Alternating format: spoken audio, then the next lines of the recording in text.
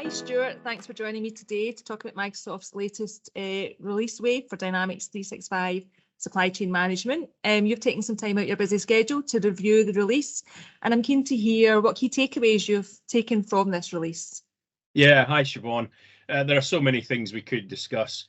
Inventory visibility gets some new functionality, enabling you to do inventory allocation so you can reserve on-hand stock for your most important customers. That's always a big headache for suppliers. And businesses can now get a full inventory summary from the inventory summary entity into Dataverse, which opens up the possibility of taking that data into their own apps or doing some analysis on it. That's going to create some powerful insights and just make a huge difference to organisations. What else do you have, Stuart? Well, the acronym that you're going to hear more and more about is DDMRP, Demand-Driven Material Requirements Planning.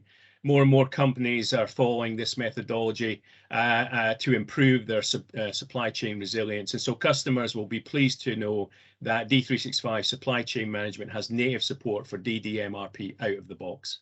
Yeah, that's great news and sounds really interesting.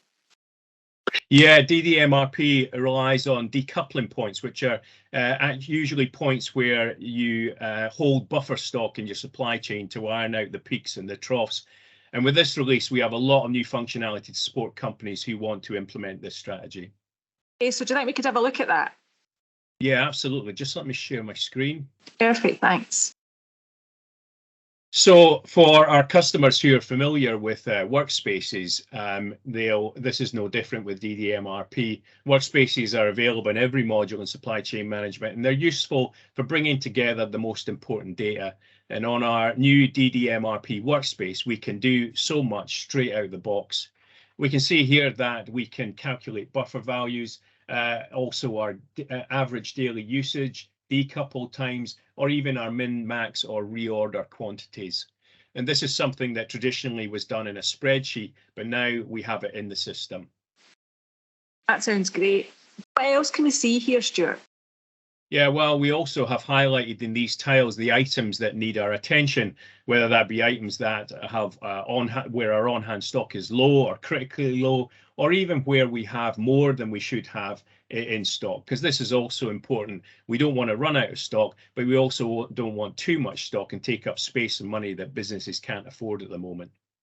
Also, we will be getting a new supplier risk assessment report. I'll just share that on my screen as well, which will allow businesses to see what products, vendors, and even geographical areas may cause them problems, and so avoid those problems in the future. Thanks for sharing that preview there, Stuart. Anything else that you want to share? Yeah, of course, there are further improvements to simplify setup in the warehouse management module. We have now the guided warehouse implementation experience. And what that's going to do is help customers, guide them through that setting up of the warehouses and locations, which was a little bit trickier in the past. And also we've got some nice features. If we go into one of our form grids, and we can use this in any of the form grids in finance and supply chain management, we can have the total sum at the bottom of any column, but now we have the opportunity to have our average or maximum or minimum at the bottom of that column. Just makes things a little bit easier to see the data in our systems. Much easier. Stuart, I think you could talk about the release wave all day for supply chain management. There's a lot of exciting new features coming, but that's all we've got time for today, I'm afraid. So thanks very much for sharing your key highlights from this release wave, and I'll speak to you for the next one. Thank you. No problem. Thanks, Siobhan. Bye. Bye.